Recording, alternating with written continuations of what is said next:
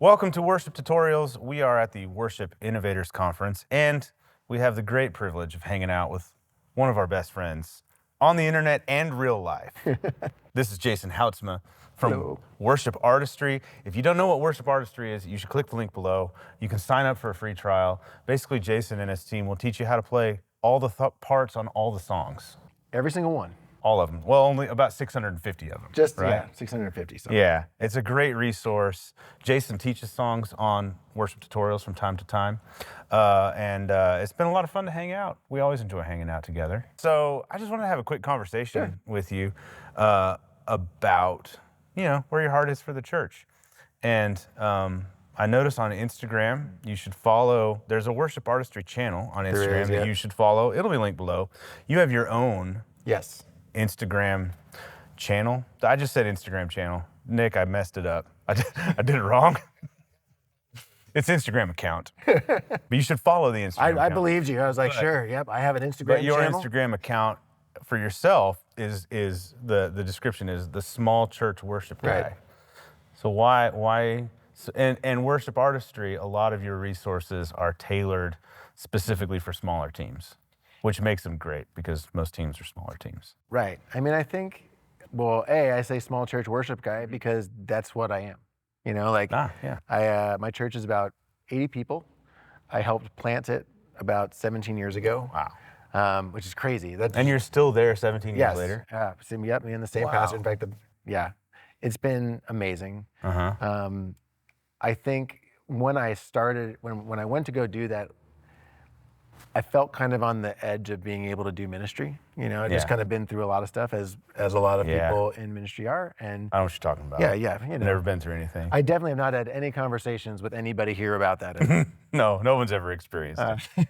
But yeah, and just like really found this very grounded, very organic place. Yeah. And I think for me, I'd been on big stages and like the lights and all this stuff. And I will go to my death saying, I don't think there's anything wrong with any of that. But I feel like it sometimes sets a really unrealistic expectation for worship leaders and for churches in general. And I think it also distracts us from what's really important. Yeah. We talk all about the importance of worship and excellence and all these things, but it's like, well, I really want to be excellent for my people. And my people couldn't care less about how well I play the songs. I mean, if it's really bad, they'll care a little bit. Yeah. Right. There's a point. There's a point where you need to. We probably have a conversation. We should practice more. Yeah.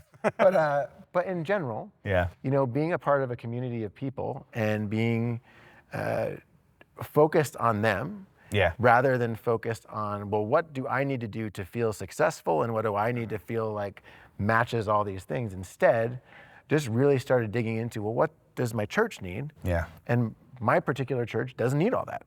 Yeah. Right. And so what I found is, as I created Worship Artistry, and when we first started, it was just guitar. Yeah. And so it was just you? It was just me. Just you and just guitar. Just me. Yeah. Just looking really haggard, just cranking out lesson after lesson. I feel like that sounds a little bit like a Worship Tutorials channel about 2011. Yes, right. Well, it's funny. You and I were the two people on YouTube. I know. It was like 200 views each, Yes. I was like, who's this guy? But at the time, I wasn't really sure. I was like, I'm trying to teach these songs. Yeah. And there's a lot of questions when you do that. You're kind of like, well, how do I teach these songs? Right. And do I do a 30-minute video that explains it all? Yeah. Do I try and teach you to play it differently on your own, or do I try and play it, like the record? And we were trying to do like the record, and I was realizing, man, there's so many guitars on this song. If you go, Phil Wickham's song has 8, 9 guitar parts. Yeah. Easy. And like the lesser ones are like 4 or 5. Yeah. And so I started going, well, that's not feasible. Yeah. And also that's not realistic for any church. Yeah. Like most churches I know, I've once had another electric guitar player in my entire time. Yeah. Like there's one place where we had an extra electric player. It's not normal to have No. Well, it's not normal for most churches in America because most churches are small. Right. Statistically. And so when you're dealing with that, it's hard. It's just harder to recreate that. So I've always adapted music. Yeah. I'm like, okay, we got to sound like this, but I'm going to combine these two parts. Yeah. And I'm going to switch the chords here because it needs to be big, and then I'm going to do this. And so I've always arranged music that way. And I realized, like, this is what churches actually need. Yeah. This is probably not a great business plan. Like from the standpoint of like, oh, if you're looking for people to pay money for things, Yeah. like catering to the tiny church with like 50 people. That doesn't have any money. I don't know. I don't know. Yeah. You know? But that's where my heart is. But that's your heart. And Yeah. that's what makes sense to me. And I feel like leaning into that and having other teachers that do the same is the right way to go. It's like my calling, right? Like I said, there's nothing wrong with those other things, but Yeah. there's a million resources for those guys. Yeah. There's not a million resources for the smaller church. That's true. And all I want to do is say, it's okay to have this, and it's okay to aspire and to Yeah. sound good and work hard, but Yeah. also it's okay to not be Elevation or Maverick City or whatever. You talked about so you're at a small church. How many Right. people? It's about 80 people That attend. generously. Yep. And how many people are on your worship team? So And they're volunteers. Yeah, about I 15. assume. Yep. 15 volunteers. Right. I had 2 a year and a half ago. So you went from 2 people to 15 people on your worship team. Yes. And then you said in the talk that you've been gone from your church the last 2 weekends, Right. traveling, work-related travel. You were here one of those weekends, and other people from your team led. Yes. Which was a big, big deal. Yes. Especially when you had 2 people on the team too. So Yes. my assumption is you didn't get a weekend off ever. That's pretty much it. So how did you do that? Because I'm guessing a lot of people watching are in the similar situation where they're a volunteer worship leader or they're a part-time worship leader and they're the only one and they feel like they have to be there every weekend. Right. How do you build up people who can lead in your absence? So what I needed to have that come to Jesus moment. Yeah. Because I was in Norway. I was teaching at a YWAM school. I was away. That's cool. And Yeah. I had to make a video because Yeah. nobody would lead for me while I was gone. So Oh, we so made you a had- video of me playing guitar. What did they call from that my back in the iPhone. day? I worship. You made an I worship video. You made an I worship I guess so. CD or DVD. And I'm in Norway, and my pastor's calling me because the video's not working, and I'm just like, this cannot happen. And Yeah. you know, when I always think of it this way. I remember where I was. Like when my kid was when I was teaching my son to ski, Yeah. and I'm not the greatest skier in the world, but we have a mountain bike, so we're like, let's Yeah. go up. So I brought him down his first blue hill, and he falls, and his skis fall off, Yeah. and he's mad, and he's like, I'm not going, I don't want to ski anymore, Yeah. you know. And I'm just trying to get him set on. I'm like, stop, and finally I just go, listen, you're on the mountain, whether you want to be or not. I'm like, where do you want to go? He's like, I want to go to the lodge. I want to get down the Right, he's mountain. like, I want to go to the lodge. the It's like, mountain. okay, well, the lodge is down there. Yeah. We can't hike down there. Yeah. And we can't go back up to the lift. Those are both impossibilities. The only way we're getting down is if you ski down. Yeah.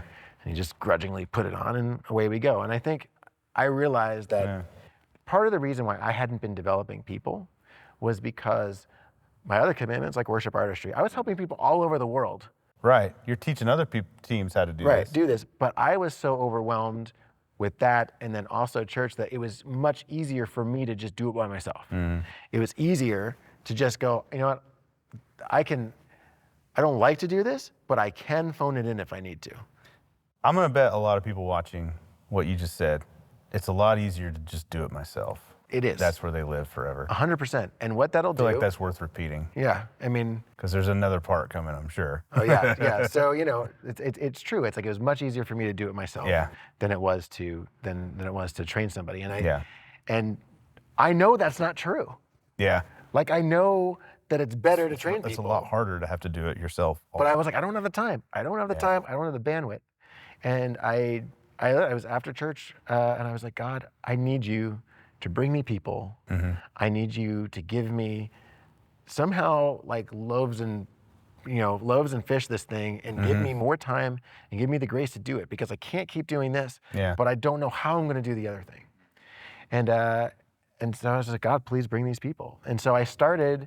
Well, I'd a million times been like, anybody want to come play? And from stage? Yeah, from stage. Like, hey, anybody want to come play? I'm welcoming people. Like, please come talk to me. Please come talk to me.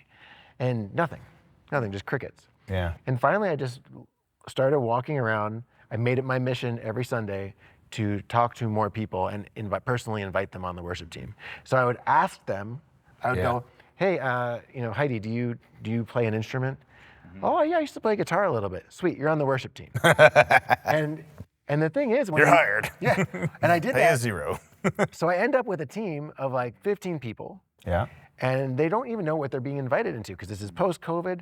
This is, I've been just leading it by myself. And it was crazy. The funniest thing was, and I think this is so important for worship leaders to know, is that when I asked people, why didn't you come? You knew I needed help. Like, why didn't you offer? Yeah. And why didn't you answer my calls? And generally everybody said, it just seemed like you had it handled. Like it was just good every week. Yes. It was good every week. It didn't seem like you needed me. It's Yes. like, did you not hear what I was saying? And it's like, but I don't know if I could add anything. Yeah. And so I actually went and I met with everybody and I actually repented to them. I was like, I have not been a good leader. I have taken this on myself. Yeah. I haven't developed you. I haven't invited you. I haven't served you in the way that I need to. And I'm going to do something different. I repent, I'm sorry. And it was I was breaking up talking about it. And then we started just meeting. We started rehearsing during the week. And I would actually invite them into the planning process so they would understand what that was. Be like, okay, let's talk about what songs we're gonna do and why is that important. I talked about values so they understood here are our values. And then we would just meet during the week. I made teams and the teams were always the same. So I was like, you're this band, you're this band, you're this band. So you can all start to learn each other and know how each other works. Yeah. And then I would use worship artistry to hey, I really need you to learn this riff. I wouldn't even tell them learn the whole song. Yeah. I would just be learn this like, part. hey, Gabe, I need you to really get this guitar part. Please, just get that.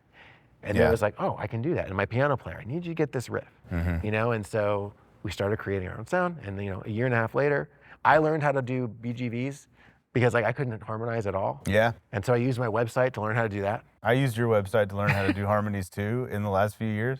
Yeah. Because I got asked to do a lot and I didn't know how. Yeah, I didn't know either. And so, but now I can support those leaders and kind of give them a support system so they can sing and I can be behind them. And a year and a half later, here we are. And it's it is the most joyful worship leading experience I have had in my whole life. And it's been a lot of work, but God did provide the grace and God did provide the tools and the people. Yeah. And I could not be happier. That's awesome. Hopefully that's encouraging to you if you're watching, if you are leading worship every week and you're like, where are the people? It's interesting you say that people didn't know that they were really needed. Right. It's because there was worship every weekend. And it happened. Yeah, and I guess they don't. If they're doing it, why do they need me to help? Yeah, but you had to. It's an invitation, a personal one. It's an invitation, and I think the other big part of it was, because they would be like, well, you just would do it so well. Yeah, I'm not saying that from an pretty arrogance good. thing, but it's I know what I'm doing, right? Yeah. And so they're like, I can't do that. But I had to make the choice to go okay, well, I'm going to sit with you and recognize that you can't do that. Only ask of you what you can do and help you continue to get better. Yeah. And then when we did that, all of a sudden, dude, I had people that would play, but none of them wanted to lead. Well, now I've got a couple leaders. Yep. And I would recognize, I'd see you can do this. I know that you can do this. And they love it. In fact, they texted me this morning or Sunday morning and they're like, hey, we talked about it and you're out of the band. Good. And I said, finally. I'm going on vacation. Perfect. All right, so I'm gonna switch gears. Okay. You're an acoustic guy. I mean, you play electric guitar. Yeah. Here's the thing. If you want to learn how to play Miraculum by Lincoln Brewster, he teaches it and plays it. It's the worst 6 weeks of my life. So this dude can play some electric guitar. I can. But you're like an acoustic guy, and you have one of personally my favorite acoustic guitars. Yes. I've played it. It's your Eric Clapton signature. Yes. And the Eric Clapton Martin signature acoustic is an amazing guitar. But yours is it's worn in. It sounds beautiful. It's 20 years old. It's aged. I have a 20-year-old Martin too. Yeah. It's an 03, so it's literally 20 years old.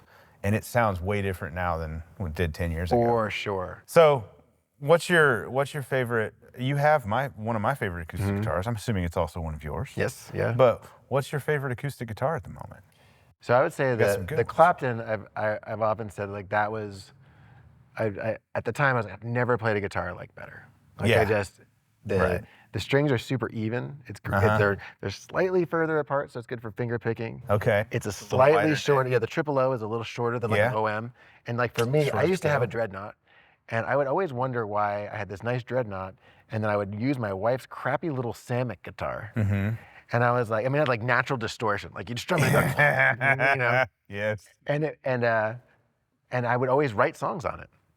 Yeah. Finally, I realized like, oh, because it's smaller, Mhm. it just fits my body more. I'm 5'9", maybe, you know. And so having a smaller guitar was really helpful. Super woody sounding. I love the neck. It took me a while to get used to like the modified V. Mm-hmm. Yeah. But now That's it's like a great neck. now I love it. I finger pick a lot too, and Mm-hmm. I would if I had to do anything forever, that's what I would do. Mm-hmm. My guitar that I love right now, Yeah. which was always my dream guitar. And we were at a party, and my friends were talking about how they all wanted to buy cars. Yeah. And I told my wife, I'm like, for my midlife crisis, I just want a guitar. Okay. You know, she's like, you know what, It's you've been cheaper than a trying. car. Yeah, she goes, you've been trying to buy the same guitar forever. Like you've bought 5 guitars trying to buy Trying to your get the classic, Yeah. like Gibson. I wanted an early kind of a late 40s, maybe early 50s Gibson LG2. Do they call that the banner? It's The banner year? No, it's right before it. Mine. The Oh, one that's I right. bought. The 40. Yeah. It was okay. 46. They actually switched in 47. Mm-hmm. So I've got a 1947, and it's got the new logo. Okay. Which honestly made it way cheaper. Yeah, right. Because Which the I banner was- thing is then it's like it's a lot of money. Yeah, and I wasn't looking for it for collector's thing. I just Yeah. wanted to play it. You wanted I'm the like, guitar. this is going to be my main guitar. And so I got that, and the neck is really like if you go a little earlier than that, Mm-hmm. you know, they were using all the metal for the war, and so Oh. they would make the necks were like baseball bats. Yeah. Like I mean, it's so They thick. don't, and they didn't have a truss rod in them. Right, no truss rod Yeah. to make it so that they wouldn't do that. And so I got one that has a truss rod. Yeah. And it's like the right amount of beat up. You know, it's like got a little finish checking, but there's no like huge cracks or anything. And it is. And for me, So like, it's a double O. Or it's is an LG. It's LG. Okay. the It, Gibson it actually LG. fits in a classical guitar case. I had to buy a classical Okay. guitar hard Yeah. case for it. Yeah. So it's a little smaller, but for That's cool. my voice, you know, I'm not a Yeah. singer. Mhm. You know what I mean? Like you can sing. You like when you sing, it sounds like great. You know, I'm Oh, more of well, a. thank you. I'm more of a. There's a lot of auto tune on it, Yeah. at least on the internet. Well, you know, It's not auto tune, it's pitch correction. there you go. That's what it is. Mm-hmm. Well, for me, like you can hear the way I talk. Like it's not like the most amazing voice. It's softer. And so, it's softer. It doesn't, I don't belt stuff. And so having a guitar that's like a little more mid-rangey and woody leaves space for me. Whereas if I'm like playing a dreadnought, it kind of like fills up the frequency range and I need to like kind of get above that. That's true. Whereas Yeah. the smaller guitar, I can sing and it just fits right in. That's So, cool. So yeah. what color is it? Sunburst. A lot of them were black, right? The LG. Or the LG. They were mostly, so, no, it's kind of like a reddish, Oh, that's it's cool. like a reddish sunburst. Yeah. I love it so much. That's awesome. I won't even put a pickup in it. Like it I is was gonna just- ask, did you put a pickup in it? I thought No. I thought about it. I was like, well, I'd love to lead with it or whatever. And then I'm just Yeah. like, no, just leave it You're as it just- is, Don't mess with perfection. Yeah, I did have to change the tuners because Yeah. they had already been replaced by these like 70s like big white ones. You had to like crank on it. Yeah. So I got some of the Stu Mac like vintage So the ones. vintage correct Yeah. type of things. Yeah. That made more of a difference than I thought Really? it would. Just it sounded better, but it tuned Yeah. better, but it was just like It's just Now that looks- the package is complete. yeah, yep. So it's interesting. It's like the guitar that you love. It's very specific to you, Right. because it fits it's smaller, Mm-hmm. and you like that, and the tone of it fits with your voice. Mm-hmm. And so I think a lot of times people are like, "What's the best guitar?" Right.